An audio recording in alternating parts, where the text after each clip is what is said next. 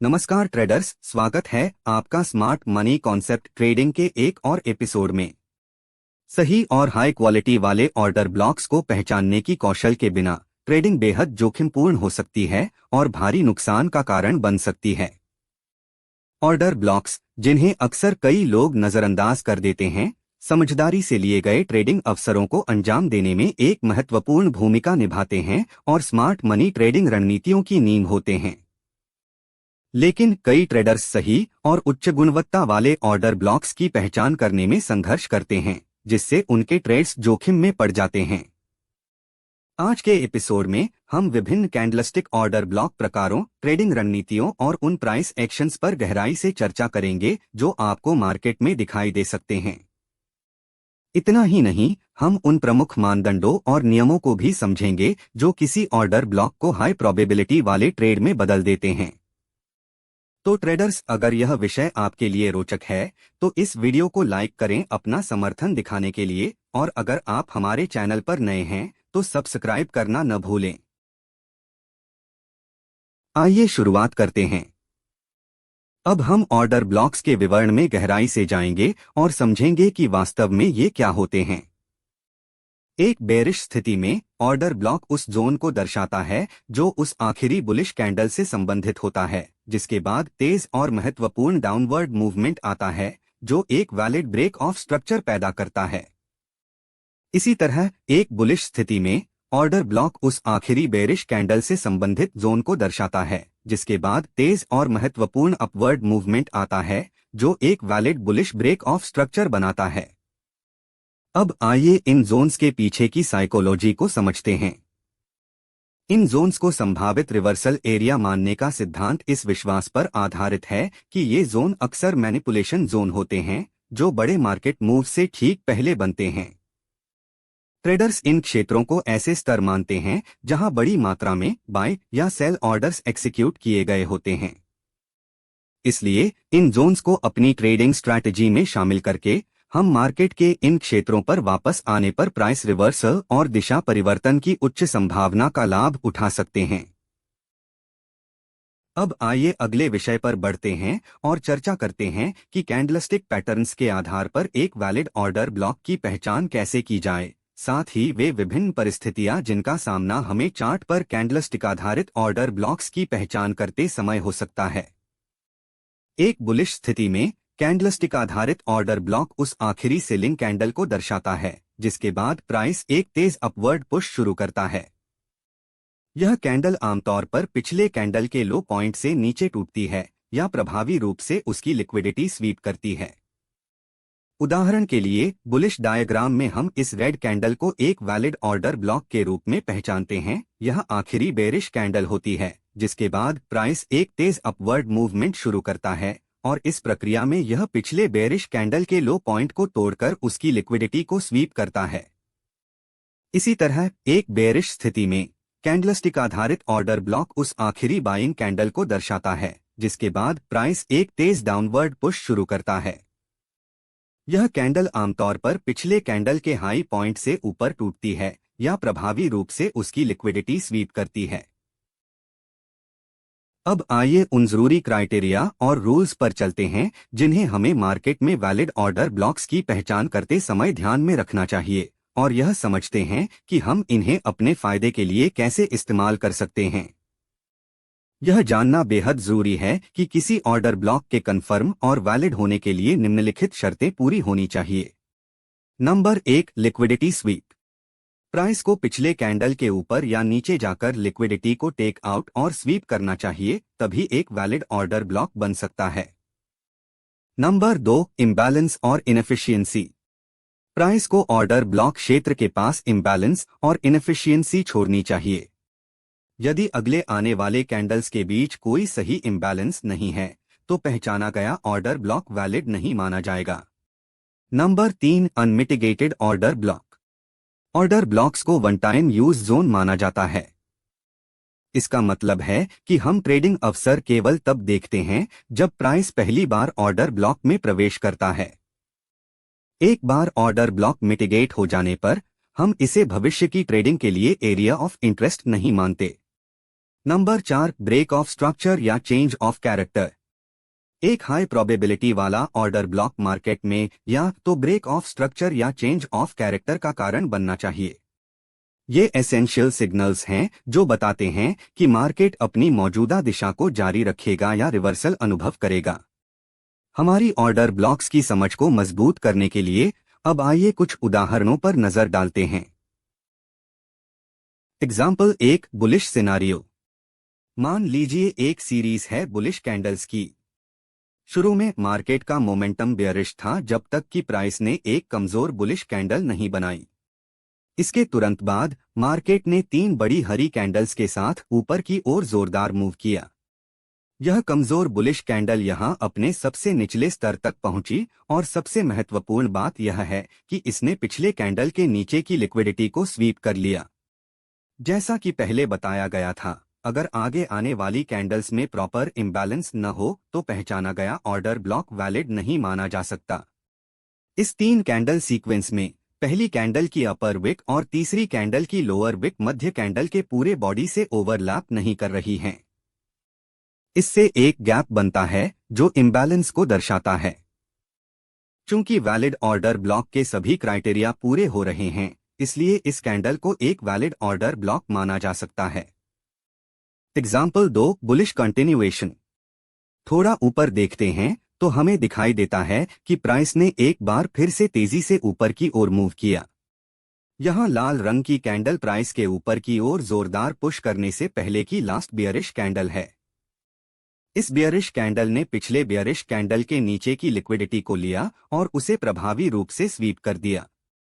चूंकि प्राइस ने यहां 3 सिक्वेंशियल कैंडल्स के बीच एक साफ गैप भी बनाया है और वैलिड ऑर्डर ब्लॉक के सभी क्राइटेरिया पूरे हो रहे हैं, हम इस कैंडल को अब एक वैलिड ऑर्डर ब्लॉक मान सकते हैं। अगर प्राइस वापस आकर इस जोन को मिटिगेट करता है तो इसमें रिवर्सल की संभावना है। अब इस बियरिश कैंडल को देखें जो एक और बुलिश मूवमेंट से ठीक पहले बनी थी। हालांकि यह देखने में समान लगती है, लेकिन यह एक वैलिड ऑर्डर ब्लॉक का प्रतिनिधित्व नहीं करती क्योंकि इसने पिछले कैंडल का लो नहीं लिया। कैंडल्स की एक और सीरीज पर विचार करें। एक बार फिर हम देखते हैं कि प्राइस ने पिछले कैंडल का लो तोड़ दिया और इस बियरिश कैंडल के साथ उसके नीचे की लिक्विडिटी को स्वीप कर लिया। पहली नजर में यह हमें एक वैलिड ऑर्डर ब्लॉक का संभावित कैंडिडेट देता है, लेकिन इन 3 कैंडल्स के बीच कोई स्पष्ट इम्बैलेंस नहीं है और यह ऑर्डर ब्लॉक बुलिश कैंडल की लोअर विक द्वारा मिटिगेट हो चुका है। इसलिए यह ऑर्डर ब्लॉक वैलिड नहीं माना जा सकता क्योंकि यह एक वैलिड ऑर्डर ब्लॉक को पहचानने के लिए जरूरी क्राइटेरिया में से अधिकांश को पूरा करने में विफल रहता है। इसीलिए इसे डिमांड जोन के रूप में उपयोग नहीं किया जा सकता। ऐसे सिनारियोस में जहां प्राइस पिछले कैंडल की लिक्विडिटी को स्वीप करता है लेकिन ऑर्डर ब्लॉक मिटिगेट हो जाता है, या जहां प्राइस इनएफिशिएंसी बनाने में विफल रहता है, हम इसके बजाय अगले कैंडलस्टिक को वैलिड ऑर्डर ब्लॉक के रूप में मानते हैं। इस मामले में हम बुलिश कैंडल को वैलिड ऑर्डर ब्लॉक के रूप में पहचानते हैं, न कि पहले वाली सेलिंग कैंडल को। यह निर्णय इस तथ्य पर आधारित है कि बुलिश कैंडल के तुरंत बाद प्राइस ने एक प्रॉपर इनएफिशिएंसी या इम्बैलेंस बनाया। थोड़ा और ऊपर देखते हैं तो हमें दिखाई देता है कि प्राइस ने एक बार फिर पिछले कैंडल का लो तोड़ दिया और इस बुलिश कैंडल के साथ उसके नीचे की लिक्विडिटी को प्रभावी रूप से स्वीप किया, इससे पहले कि उसने ऊपर की ओर तेजी से मूव करना शुरू किया। लेकिन यहां भी कोई स्पष्ट इम्बैलेंस नहीं है और यह ऑर्डर ब्लॉक अगले कैंडल की विक द्वारा मिटिगेट हो चुका है। इसलिए यह ऑर्डर ब्लॉक वैलिड नहीं माना जा सकता और डिमांड जोन के रूप में इस्तेमाल नहीं किया जा सकता। आगे बढ़ते हुए हम देखते हैं कि प्राइस तेजी से ऊपर की ओर पुश करता है। यहां यह रेड कैंडल प्राइस के ऊपर बढ़ने से ठीक पहले की बियरिश कैंडल है। यह साफ है कि इस बियरिश कैंडल ने पिछले बुलिश कैंडल के नीचे की लिक्विडिटी को पार किया और प्रभावी रूप से स्वीप किया। चूंकि प्राइस ने यहां 3 सिक्वेंशियल कैंडल्स के बीच एक प्रॉपर गैप भी बनाया है और कोई मिटिगेशन नहीं हुआ है, वैलिड ऑर्डर ब्लॉक को पहचानने के सभी क्राइटेरिया पूरे हो गए हैं। इसलिए हम इस कैंडल को एक वैलिड ऑर्डर ब्लॉक मान सकते हैं। ये कॉन्सेप्ट्स बियरिश मार्केट्स पर भी समान रूप से लागू होते हैं। यह ध्यान रखना महत्वपूर्ण है कि ये प्रिंसिपल्स विभिन्न टाइम फ्रेम्स और किसी भी प्राइस एक्शन बेस्ड चार्ट पर लागू किए जा सकते हैं। अब आइए रियल चार्ट पर चलते हैं और उन सभी कॉन्सेप्ट्स को इंटीग्रेट करते हैं जिन्हें हमने इस वीडियो में एक्सप्लोर किया है। हम यह देखेंगे कि लाइव मार्केट कंडीशंस में वैलिड ऑर्डर ब्लॉक्स की पहचान कैसे की जाए। जैसा कि आप देख सकते हैं, मार्केट एक अपट्रेंड में है।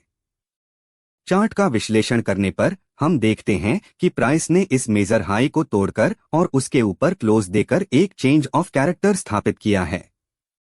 चेंज ऑफ कैरेक्टर के उभरने के साथ हमारा ध्यान अब उससे जुड़े ऑर्डर ब्लॉक्स की पहचान करने पर होना चाहिए। यह ग्रीन कैंडल उस अंतिम कैंडल का प्रतिनिधित्व करती है जो प्राइस के ऊपर की ओर पुश करने से ठीक पहले बनी थी। इसने सफलतापूर्वक पिछले कैंडल के नीचे की लिक्विडिटी को स्वीप किया और यह तीसरी कैंडल द्वारा अनमिटिगेटेड भी रहा। इसलिए यह कैंडल हमारा वैलिड ऑर्डर ब्लॉक है। आगे बढ़ते हुए अगले सीक्वेंस में हम देखते हैं कि प्राइस एक और अपवर्ड मूवमेंट शुरू करता है और यह बुलिश कैंडल पुश से पहले की आखिरी कैंडल है। इसने पिछले कैंडल का लो लिया, लेकिन जब इसे हाईलाइट किया गया तो हमने तीसरी कैंडल द्वारा मिटिगेशन देखा। जैसा कि पहले उल्लेख किया गया था, अगर हमारा पहचाना गया ऑर्डर ब्लॉक 3 कैंडल सीक्वेंस की आखिरी कैंडल द्वारा मिटिगेट हो जाता है तो हमें इसके बजाय अगली कैंडल को वैलिड ऑर्डर ब्लॉक मानना चाहिए। परिणामस्वरूप हम अपना ध्यान फिर से अगली कैंडल पर केंद्रित करते हैं, लेकिन यह भी मिटिगेट हो जाता है। इसलिए हम और आगे बढ़ते हैं और यहाँ हमें एक ग्रीन दोजी कैंडल मिलती है जो हमारा वैलिड ऑर्डर ब्लॉक है। फिर भी गहराई से देखने पर हमें पता चलता है कि प्राइस ने इस ऑर्डर ब्लॉक को छुआ और हल्की सी रिएक्शन के बाद नीचे की ओर धकेल दिया, बिना इसे पूरी तरह रिस्पेक्ट किए। इस तरह के प्राइस एक्शन का मुख्य कारण यह है कि हमें हमेशा बाय या सेल पोजीशन एग्जीक्यूट करने से पहले प्राइस को इंड्यूसमेंट को तोड़ने का इंतजार करना चाहिए। यह एक विषय है जिसे हम आने वाले एपिसोड्स में कवर करेंगे।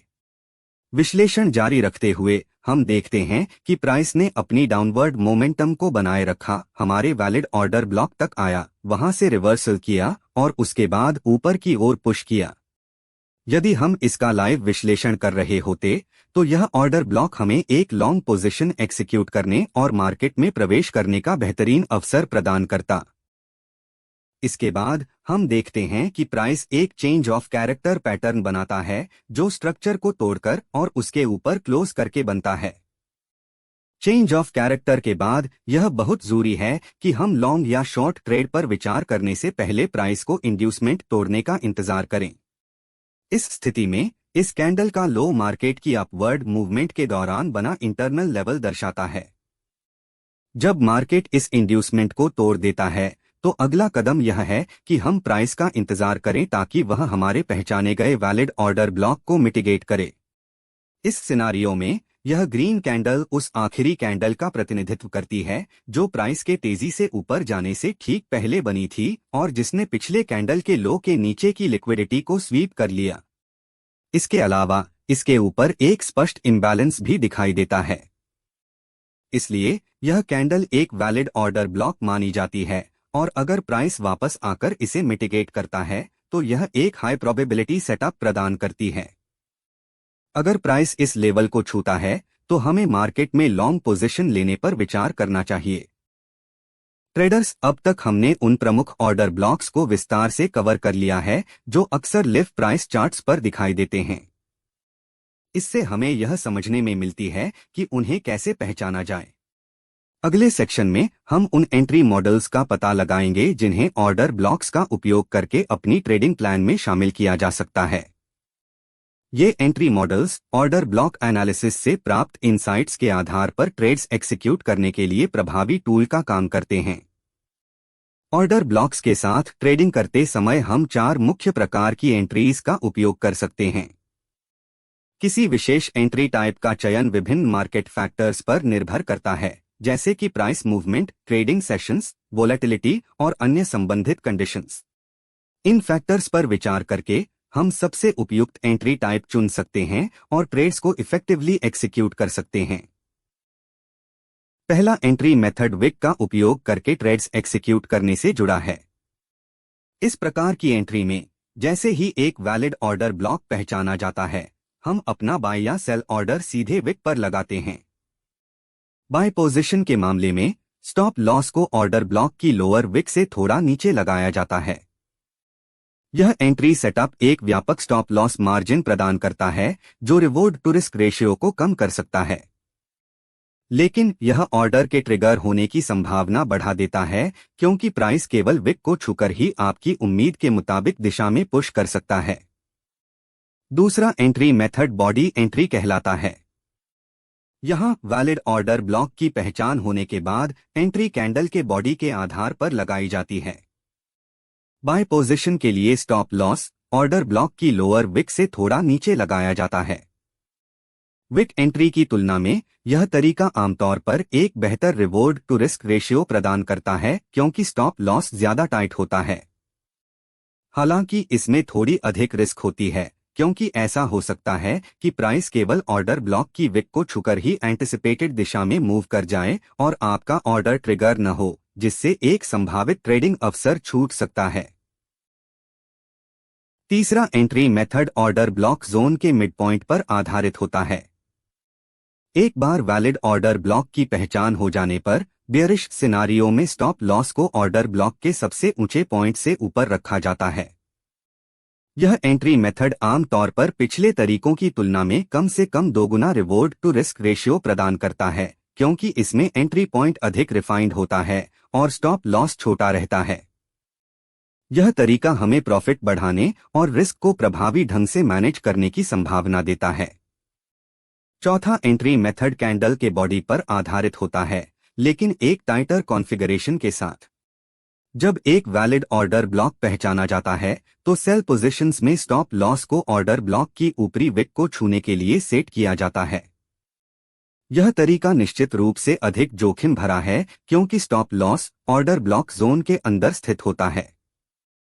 यदि प्राइस पूरी तरह से ऑर्डर ब्लॉक को रिवर्स करने का इरादा रखता है तो यह स्टॉप लॉस को ट्रिगर कर सकता है। इसलिए इस मेथड से जुड़े अधिक रिस्क को पहचानना और यह सावधानी पूर्वक तय करना महत्वपूर्ण है कि क्या यह आपके ट्रेडिंग स्ट्रैटेजी के लिए उपयुक्त है। तो ट्रेडर्स, इस वीडियो को देखने के लिए धन्यवाद। मुझे उम्मीद है कि आपको यह जानकारीपूर्ण और उपयोगी लगा होगा। हमारे नए वीडियो की जानकारी समय पर पाने के लिए सब्सक्राइब बटन दबाना और नोटिफिकेशंस ऑन करना न भूलें। हम आपके सुझावों और फीडबैक को वास्तव में महत्व देते हैं, इसलिए कृपया नीचे कमेंट करें। हम आपके समर्थन की सराहना करते हैं और अगले एपिसोड में आपसे फिर मिलने की आशा करते हैं।